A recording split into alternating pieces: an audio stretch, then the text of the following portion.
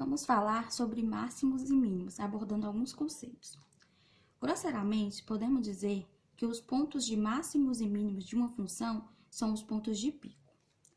Então, aqui estamos o primeiro pico, né? O segundo e o terceiro pico máximo. O primeiro pico é o mais alto, porém ele é o máximo absoluto, ele é o máximo da função. O segundo e o terceiro pico são máximos relativos, levando em consideração a sua vizinhança, que temos aqui, se for levar em consideração essa redondeza aqui, temos um pico mínimo aqui, e ele é o máximo em relação a esses dois. E, levando em consideração os mínimos, esse daqui é um mínimo relativo, porque quando analisamos o gráfico, vimos que ele tende a um ponto menor do que esses aqui, então quer dizer que ele é um mínimo relativo. Observando esse segundo gráfico aqui, podemos identificar que na função de A e de B, temos um máximo local em todos os dois. E na função, função de zero, temos um mínimo local. Ainda mais, podemos dizer que na f de B, temos um máximo absoluto, um pico máximo absoluto, como disse, o maior valor. E na f de A, temos um pico máximo relativo, que é o menor valor. E que a f de zero, ela é um mínimo absoluto na função do gráfico. Agora, trouxe dois exemplos aqui de pontos críticos e de ponto crítico estacionário. O ponto crítico, a gente leva em consideração que é um ponto de pico, né? Que a função f de x, a derivada de x, a derivada linha de x, ela não existe. Por quê?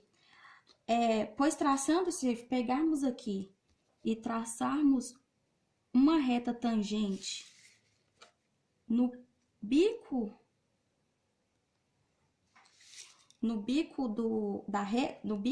percebemos que a reta não coincide uma com a outra. Logo, percebemos que não existe derivada nesse ponto.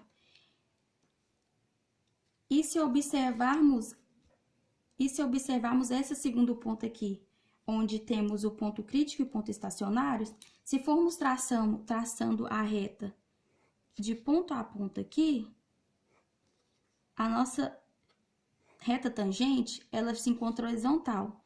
Isso vai acontecer dos dois lados.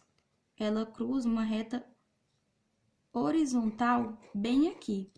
Isso, então, quer dizer que a f' de x é igual a zero.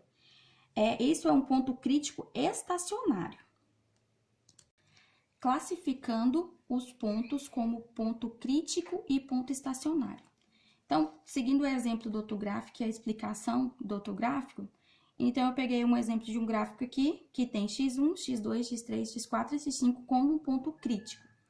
Sabemos que todo gráfico tem um ponto crítico, né? Então, temos um ponto crítico aqui, logo, nessa primeira função de x igual a 1, temos um ponto crítico aqui, temos outro ponto crítico aqui e um outro ponto crítico nesse mesmo ponto aqui. Então, a f de x1 até f de x5, vamos ter pontos críticos. Porém, temos também pontos estacionários. Como eu disse na outra função, o ponto estacionário é quando existe a reta tangente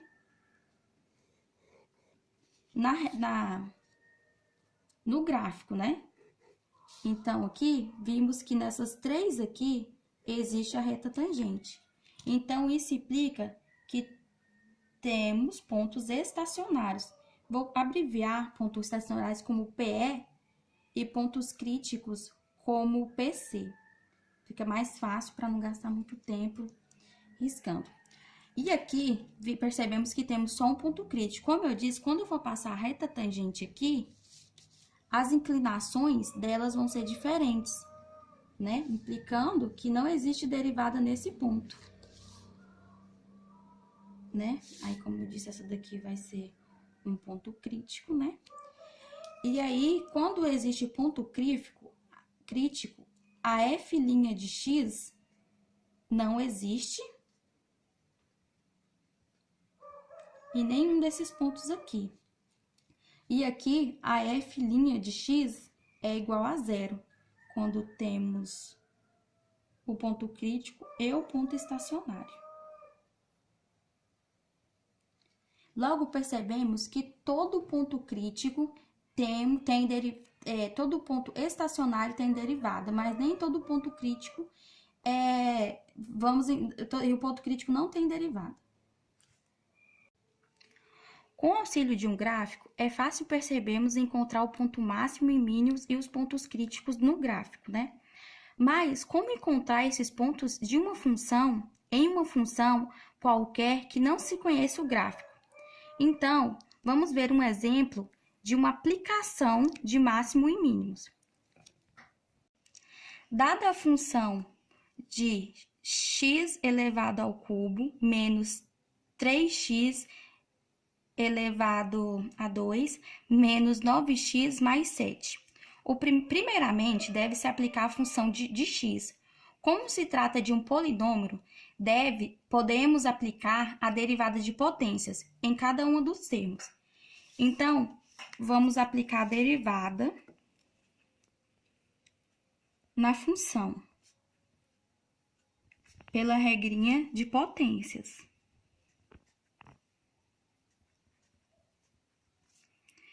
Aplicando f', vai ficar o 3, ele cai, né? Vai ficar x menos 3x menos 1, menos o 2 vai cair também. Aí vai ficar 2 menos 1, aqui na elevado. O 9 vai ficar vezes 1, porque aqui é como se tivesse 1 aqui. Aí vai ficar x menos 1, e sabemos que toda derivada de uma constante é igual a zero. Logo,